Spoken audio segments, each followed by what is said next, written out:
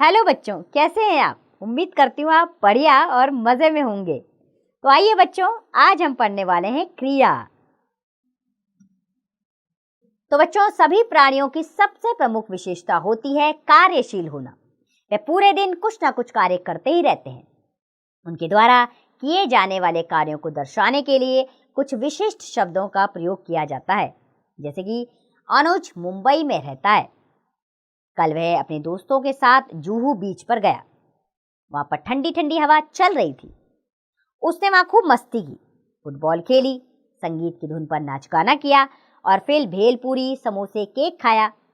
जब शाम हो गई तो सब वापस घर की ओर चल दिए। तो बच्चों, इस अनुच्छेद में जो कई शब्द आए हैं, जैसे रहता है, गया, चल रही थी, मस्ती की, खेली, नाच गाना किया, खाया, हो गई, चल दिए, ये सब उसके और उसके दोस्तों द्वारा किए गए कार्यों की सूचना इससे मिल रही है। व्याकरण में इस प्रकार के शब्दों को क्रिया कहा जाता है। अर्थात जिन शब्दों से किसी कार्य के करने अथवा होने का बोध हो, उन्हें क्रिया कहते हैं। किसे कहते हैं? क्रिया। जिन शब्दों से किसी कार्य के करने अथवा होने का बोध होता है, उन्हें क्रिया कहते हैं। चलिए अब जान लेते हैं धातु क्या है। क्रिया के विभिन्न रूपों में जो अंश समान रूप से पाया जाता है, उसे धातु कहते हैं। जिसे पढ़ता, पढ़ रहा, पढ़ेंगे, पढ़ चुका, पढ़ना चाहिए आदि। तो इसमें जो पढ़ है वो धातु है। इसमें ता, ना प्रत्यय जोड़कर क्रिया शब्द बनाए गए हैं। इन सभी क्रिया रूपों में पढ़ एक ऐसा अंश है जो सभी में समान रूप से प्रयुक्त हुआ है, अतः पढ़ धातु है। धातु रूपों में ना प्रत्यय जोड़ने पर क्रिया का सामान्य रूप प्राप्त होता है। जैसे तैर में ना जोड़ा तैरना बना, बोल से बोलना, लिख से लिखना, उड़ से उड़ना, भाग से भागना बना और हंस से क्रिया शब्द बना हंसना। आइए अब क्रिया में परिवर्तन जानें। तो बच्चों, क्रिया शब्द विकारी होते हैं, अतः लिंग, वचन और कारक के कारण इनका रूप परिवर्तित होता है। जैसे लड़का पढ़ता है, लड़की पढ़ती है, इसमें लिंग के कारण परिवर्तन आया है ना, पढ़ता का पढ़ती हो गया लिंग के कारण। लड़का खेलता है, लड़के खेलते हैं, इसमें वचन के कारण परिवर्तन आया। लड़का और लड़के एक वचन बहुवचन के कारण खेलता की बजाय खेलते हैं बन गया। लड़के ने खाना खाया, लड़के के द्वारा खाना खाया गया, कारक के कारण परिवर्तन। खाना खाया और खाया गया, ये परिवर्तन कारक के कारण हुआ। चलिए अब क्रिया के भेद जानें। तो बच्चों, कर्म की दृष्टि से क्रिया के दो भेद होते हैं, सकर्मक क्रिया और अकर्मक क्रिया। सबसे पहले सकर्मक क्रिया के विषय में जान लेते हैं। जिन क्रियाओं का फल कर्ता पर ना पड़कर सीधा कर्म पर पड़ता है, उन्हें सकर्मक क्रिया कहते हैं। जैसे हलवाई मिठाई बना रहा है, निशा गाना गाती है। तो इन वाक्यों में मिठाई व गाना कर्म है, जिन पर क्रिया बना रहा है वह गाती है का फल पड़ रहा है, अतः यह सकर्मक क्रिया है। सकर्मक क्रियाएं दो प्रकार की होती हैं, एकर्मक क्रिया और द्विकर्मक क्रिया। सबसे पहले जान लेते हैं एकर्मक क्रिया क्या है।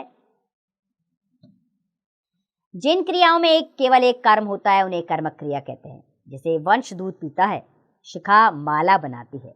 यहाँ पर एक कर्म है, दूध और माला, ये एक एक कर्म है, तो एक एक कर्मक क्रिया है यहाँ पर। दूसरा है द्विकर्मक क्रिया।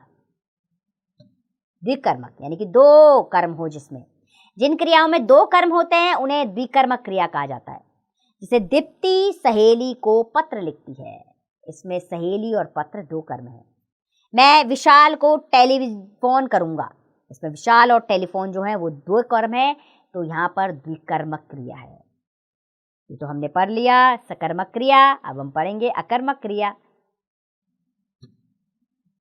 तो बच्चों, जिन क्रियाओं का फल किसी अन्य पर ना पड़कर सीधा कर्ता पर पड़ता है, उन्हें अकर्मक क्रिया कहते हैं, अर्थात इसमें कर्म मौजूद नहीं होता। कुत्ता भौंकता है, नेहा पड़ती है। कुत्ता संज्ञा है, भौंकता है क्रिया है, कर्म की मौजूदगी ही नहीं है। तो इन वाक्यों में कुत्ता व नेहा करता है, जिन पर क्रिया भौंकता है वह पड़ती है का फल पड़ रहा है, अतः यह अकर्मक क्रिया है और कर्म की मौजूदगी नजर ही नहीं आ रही है, तो अकर्मक क्रिया है यहाँ पर। चलिए अब अकर्मक क्रिया और सकर्मक क्रिया की पहचान जान लें। बच्चों, अकर्मक क्रिया और सकर्मक क्रिया को पहचान करना कोई कठिन काम नहीं है। इनका एक सीधा और सरल तरीका यह है कि हम वाक्यों को सुनकर मन में उनके संबंध में क्या और किसे शब्द लगाकर प्रश्न पूछें। यदि उनका उत्तर मिलता है तो वह सकर्मक क्रिया होगी, अगर उत्तर नहीं मिलता तो क्रिया अकर्मक होगी। जैसे राजेश गाना गाता है, ऋतु हंसती है। पहले वाक्य में प्रश्न करने पर राजेश क्या गाता है, तो क्या हमें उत्तर मिलता है? हाँ, गाना। किंतु दूसरे वाक्य में ऋतु क्या हंसती है, क्या कोई उत्तर मिलता है?